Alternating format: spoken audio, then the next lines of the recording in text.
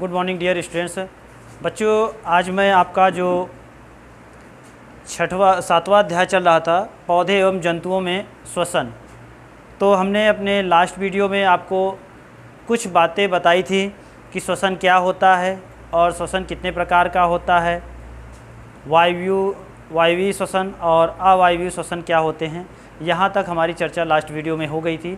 आज हम वायवीय श्वसन और अवायवीय श्वसन के बारे में जानेंगे कि इनके बीच में क्या अंतर होता है। ठीक है बच्चों, देखते हैं वायवीय श्वसन तथा अवायवीय श्वसन में क्या अंतर होता है। पहला है वायवीय श्वसन में हमने इसके डिफिनीशन से हमने जाना था कि वायवीय श्वसन क्या होता है, जिसमें वायु की ज़रूरत पड़ती है या कह सकते हैं ऑक्सीजन की आवश्यकता होती है। ऐसे श्वसन को वायवीय श्वसन कहते हैं। अवायवीय श्वसन क्या होता है, ऐसा श्वसन क्रिया जिसमें ऑक्सीजन की आवश्यकता नहीं होती या कह सकते हैं वायु की आवश्यकता नहीं होती है, उसे अवायवीय श्वसन कहते हैं।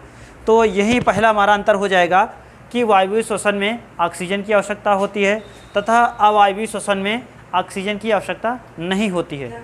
यहाँ पे हो गया। दूसरा देखते हैं बच्चों, वायवीय श्वसन में क्या होता है। वायवीय श्वसन में जो हम भोजन या खाद्य पदार्थ ग्रहण करते हैं वो क्या होता है, सरल भागों में विखंडित होता है, या कह सकते हैं भोजन के जो जटिल टुकड़े हैं या कण हैं वो क्या होते हैं, सरल टुकड़ों में टूटते हैं यहाँ पे। जबकि अवायवीय श्वसन में क्या होता है, पूर्णतया नहीं टूटते, मतलब थोड़े बहुत कम मात्रा या कह सकते हैं अल्प मात्रा में ही विखंडित होते हैं। आगे देखते हैं वायवीय श्वसन का तीसरा में यहाँ डिफरेंशन अंतर में देखते हैं। अंतिम क्या होता है बच्चों, यहाँ वायवीय श्वसन में जब भोजन हम ग्रहण करते हैं, जब उसका ऑक्सीकरण होता है, ऑक्सीडेशन के उपरांत अंतिम उत्पाद भोजन का जल और कार्बन डाइऑक्साइड बनता है। क्या बचता है बच्चों, जल और carbon dioxide CO2 gas release होती है, मुक्त होती है। इसके बाद है चौथा है अंतर, वायवीय श्वसन में अधिकतम या कह सकते हैं पर्याप्त मात्रा में ऊर्जा प्राप्त होती है। इसका कैसे समझ सकते हैं, जैसे ही हम भोजन ग्रहण करते हैं तो क्या होता है, कुछ क्षण बाद हमारे शरीर को एक एनर्जी की अनुभूति होती है, फीलिंग होती है या एनर्जी हमें प्राप्त होती है। तो इसमें वायवीय श्वसन के दौरान पर्याप्त या मैक्सिमम ऊर्जा मुक्त होती है या प्राप्त होती है शरीर को, तथा अवायवीय श्वसन में कह सकते हैं कि इसमें ऊर्जा कम मात्रा में मुक्त होती है या प्राप्त होती है। आइए देखते हैं बच्चों, आगे हेडिंग हमारा है पौधों में श्वसन। क्या चीज़, पौधों में श्वसन। पौधों में श्वसन क्या है, पौधों में श्वसन क्रिया जो होती है जंतुओं की अपेक्षा काफ़ी सरल होती है। किसकी अपेक्षा, जंतुओं की अपेक्षा।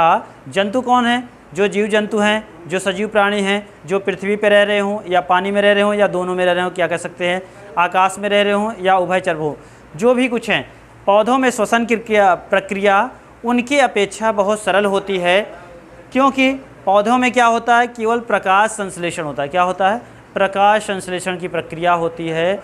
इस प्रक्रिया द्वारा क्या होता है, इनका भोजन, पानी, जो भी श्वसन प्रकार की प्रक्रियाएँ जो भी हैं, या कह सकते हैं इनके पत्तियों में क्लोरोफिल या रंध्र होता है, छिद्र होता है, जिसे हम लोग स्टोमेटा कहा जाता है। स्टोमेटा के थ्रू क्या करते हैं, पेड़ पौधे अपने श्वसन प्रक्रिया को संपूर्ण कर लेते हैं, पूरी तरह से कर लेते हैं। जबकि जीव जंतु जो होते हैं वो श्वसन क्रिया में उनका काफ़ी लंबा चलता है प्रोसीजर।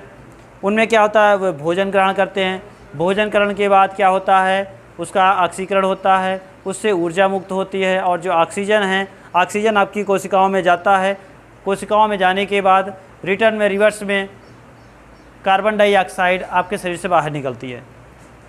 आगे देखते हैं बच्चों, पौधों में जो गैसों का विनिमय है वो रंध्रों के माध्यम से, पौधों की पत्तियों में तथा टहनियों में खुले स्थानों पर छोटे छोटे छिद्र या रंध्र होते हैं, तथा लेंटिकल्स तथा अंतः कोशिकाओं द्वारा पौधों में श्वसन प्रक्रियाएं संपूर्ण होती है, पूरी होती है। तथा और क्या है, जो पेड़ पौधों की पुरानी टहनियाँ हैं उनमें क्या होता है, खुले रूप में क्या होता है, हम देखते हैं कि पेड़ पौधों में जो पुराने हो गए हैं उनके ऊपर थोड़े छोटे छोटे गोलनुमा फफूंद टाइप उभर आती है। जैसे आप लोग चिलबिल का पौधा है, वहाँ पे साफ दिखाई देता है, तो उसमें ऐसा दिखाई देता है, चिलबिल हो गया और अमरूद के हो गए, तो आप यदि हाथ से ऐसे करते हैं तो उसमें से छोटे छोटे कण झड़ते हैं। तो वही है, वो स्थान है जहाँ से पेड़ पौधे श्वसन लेते हैं या श्वसन करते हैं। तो उपस्थित वात रंध्रों द्वारा, वात मीन्स हवा के छिद्रों द्वारा वहाँ से श्वसन प्रक्रिया इनकी संपन्न होती है। आगे देखते हैं बच्चों, रंध्र क्या होते हैं, रंध्र में छिद्र ये क्या चीज़ होते हैं, देखते हैं। द्वार कोशिकाओं तथा सह कोशिकाओं, कौन सी, द्वार कोशिकाओं तथा सह कोशिकाओं से बनी जो संपूर्ण संरचना होती है वही हमारी क्या कहलाती है, रंध्र तंत्र कहलाती है। जो ये तंत्र बन रहा है, पहला कौन सा, द्वार कोशिका तथा सह कोशिकाएँ, ये जो है हमारी शरीर की कोशिकाएं हैं, इनसे जो संपूर्ण संरचना या रचना होती है वही हमारा तंत्र क्या कहलाता है, रंध्र तंत्र कहलाता है। इसमें क्या होता है बच्चों, जब कार्बन डाइऑक्साइड, जब पौधे क्या करते हैं बच्चों, कार्बन डाइऑक्साइड और जल को ग्रहण करते हैं, तब यहाँ पर उनकी अभिक्रियाएं संपन्न होती है। देखते हैं, जैसे 6 अणु है कार्बन डाइऑक्साइड के और 12 अणु जल के ले लिए हैं। यहाँ पे प्रक्रिया होती है C2H12O6, ग्लूकोज बनता है, फिर उसके बाद CO2 ऑक्सीजन गैस मुक्त करती है। क्या होता है बच्चों, ये जो प्रक्रिया है कार्बन डाइऑक्साइड लेना और जल को साथ में लेकर, ये प्रक्रिया में क्या होता है, ग्लूकोज मुक्त होती है तथा ग्लूकोज बनता है और ऑक्सीजन मुक्त होती है तथा जल भी अंतिम उत्पाद के रूप में आते हैं। इसी प्रकार से ये जो ग्लूकोज है, ये क्या करते हैं पेड़ पौधे, फिर पुनः प्रक्रिया में ऑक्सीजन से क्रिया करके जब इनका ऑक्सीकरण होता है ग्लूकोज का, तब क्या होता है, कार्बन डाइऑक्साइड तथा जल और ऊर्जा मुक्त करते हैं। इस प्रकार से ये अभिक्रियाएं पेड़ पौधों में संपन्न होती हैं। आगे देखते हैं बच्चों, जो पेड़ पौधों की ये प्रकाश संश्लेषण की प्रक्रिया है, इसमें क्या होता है, जो पेड़ पौधों के हरे भाग, चाहे पत्तियां हों या हरे उनकी टहनियाँ हों, वहाँ पर प्रकाश संश्लेषण के द्वारा, क्योंकि वहाँ पर क्या होता है बच्चों, क्लोरोफिल उपस्थित होता है, या कह सकते हैं पर्णहरित रहता है, हरे रंग का भाग होता है कह सकते हैं। वहाँ से प्रकाश के, जब सूर्य के प्रकाश की किरणें उन पर पड़ती है तो प्रकाश संश्लेषण की प्रक्रिया स्टार्ट हो जाती है।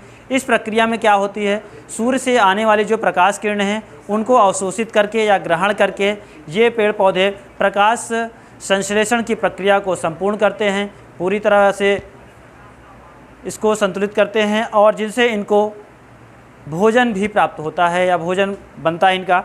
आगे देखते बच्चों, श्वसन क्रिया, जबकि श्वसन क्रिया में क्या होता है कि जो पेड़ पौधे हैं या जंतु हैं, जो सजीव प्राणी हैं, वहाँ पर क्या होता है बच्चों, वहाँ पर केवल ऊर्जा मुक्त होती है। क्या होती है, ऊर्जा मुक्त होती है। जब भोजन ग्रहण होगा, ऑक्सीजन के साथ ऑक्सीकरण होगा, ऑक्सीडाइजेशन प्रोसेस कंप्लीट होगा, तब ऊर्जा मुक्त होती है। लेकिन क्या होता है, प्रकाश संश्लेषण में ऊर्जा मुक्त नहीं होती है, ऊर्जा को अवशोषित किया जाता है। आगे देखते हैं बच्चों, श्वसन तथा प्रकाश संश्लेषण में अंतर क्या है। श्वसन प्रक्रिया तथा प्रकाश संश्लेषण की प्रक्रिया में अंतर देखते हैं। देखिए बच्चों, पहला क्या है अंतर देखते हैं। श्वसन प्रक्रिया में भोजन, जो खाद्य पदार्थ है, वो सरल कणों में विखंडित होता है या विभाजित होता है, जबकि प्रकाश संश्लेषण की प्रक्रिया में क्या होता है, भोजन क्या होता है, एकत्रित होता है। क्या होता है, एकत्रित, अर्थात भंडारण होता है, या कह सकते हैं बनता है प्रकाश संश्लेषण की प्रक्रिया में। दूसरा है, देखिए अंतर देखते हैं, श्वसन प्रक्रिया में क्या चीज़, श्वसन की जो प्रक्रिया होती है, श्वसन की प्रक्रिया में क्या होता है बच्चों, जो भोजन हमने ग्रहण किया वो ऑक्सीजन के साथ उसका ऑक्सीकरण हुआ, तो उस प्रक्रिया के संपूर्ण होने में क्या होती है, ऊर्जा मुक्त होती है। मतलब जो भी सजीव प्राणी हैं उनको फलस्वरूप ऊर्जा मिलता है और जल आदि इत्यादि बनता है। जबकि प्रकाश संश्लेषण की क्रिया में क्या होता है बच्चों, ऊर्जा मुक्त नहीं होती, ऊर्जा बाहर नहीं निकलती है, जबकि क्या होता है उल्टा, ये कह सकते हैं विपरीत प्रक्रिया होती है। प्रकाश, या कह सकते हैं सूर्य की प्रकाश की किरणों को यहाँ पर अवशोषित किया जाता है, उसका उपयोग किया जाता है। आगे देखते हैं, श्वसन प्रक्रिया में ऑक्सीजन गैस, कौन सा बच्चों, ऑक्सीजन गैस का उपयोग होता है, जबकि जो प्रकाश संश्लेषण की प्रक्रिया है, प्रकाश संश्लेषण की प्रक्रिया में कार्बन डाइऑक्साइड का गैस का यूज होता है। ये पेड़ पौधों के अंदर होता है। आगे देखते हैं बच्चों, जंतुओं में श्वसन, क्या चीज़, जंतुओं में श्वसन, जो विभिन्न तरह के जंतु हैं, चाहे वो पृथ्वी पर रहने वाले हों या जल में रहने वाले हों या उभयचर, अर्थात कह सकते हैं पृथ्वी और जल में दोनों में निवास करने वाले हों या चलने वाले हों, इनके श्वसन के बारे में देखते हैं। क्या चीज़ है, हमारी तरह ही, जिस तरह हम लोग श्वसन करते हैं, उसी तरह जो अन्य जीव जंतु हैं, चाहे वो मेढक हो, मछली, चमगादड़, बंदर, शेर, कुछ भी है, या किसी तरह का पक्षी ही है, वो क्या करता है, उनके अंदर श्वसन के लिए फेफड़े या गलफड़े या श्वसन त्वचा कह सकते हैं, श्वसन इंद्रियाएं होती हैं जिनके माध्यम से वो ऑक्सीजन गैस को ग्रहण करते हैं या कह सकते हैं ऑक्सीजन को ग्रहण करते हैं या अवशोषित करते हैं और कार्बन डाइऑक्साइड गैस को अपने शरीर से बाहर निकालते हैं।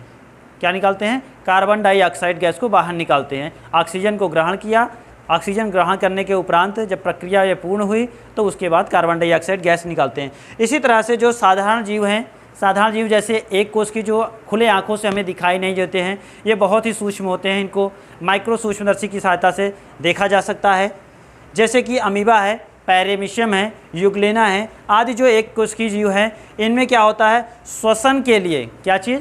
श्वसन के लिए, ब्रीथिंग करने के लिए इनमें कोई विशेष अंग नहीं होते हैं। ना इनमें नाक होता है, ना गलफड़े होते हैं, ना त्वचा, ऐसा ही कुछ नहीं होता है।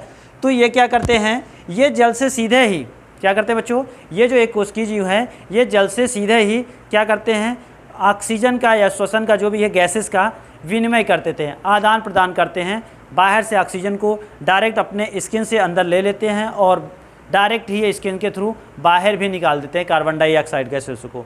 आगे देखते हैं। और जैसे कीट पतंगे, विभिन्न तरह के जो कीट पतंगे हैं, चाहे झींगुर है, तिलचट्टा है, गोजर है और बहुत सारे हैं, तितलियां हैं, इनमें क्या होती हैं? श्वसन के लिए श्वसन तंत्र होता है। क्या होता है? श्वसन तंत्र या श्वसन नली होती है जिसकी सहायता से ये श्वसन प्रक्रिया को संपन्न करते हैं। इसी तरह से मछली भी हैं। मछलियों के क्या होते हैं? श्वसन के लिए गलफड़े होते हैं, जो कि ये गलफड़े क्या होते हैं? उनके सर के पास होते हैं। जो ये गलफड़े जल में घुली हुई ऑक्सीजन को क्या करते हैं? अवशोषित कर लेते हैं, या कह सकते हैं मछली इन गलफड़ों की सहायता से ऑक्सीजन को ग्रहण करती है। इसी प्रकार से मेढक भी देखिए, मेढक उभयचर होता है, ये ज़मीन पर भी रह सकता है और पानी में भी रह सकता है। जब मेढक छोटे होते हैं तो ये गलफड़ों की सहायता से श्वसन प्रक्रिया को संपन्न करते हैं। जब ये वयस्क या बड़े हो जाते हैं तब इनमें त्वचा या नाकों द्वारा या श्वसन इंद्रियों द्वारा कह सकते हैं ये अपनी श्वसन प्रक्रिया को संपन्न करते हैं। तो बच्चों, आज आपका जो 7वां चैप्टर चल रहा है पौधे एवं जंतुओं में श्वसन, आज हम लोग यहीं तक पढ़ते हैं। नेक्स्ट वीडियो में जो इससे थोड़े बहुत टॉपिक छूटे हैं उनको कवर करते हैं। धन्यवाद।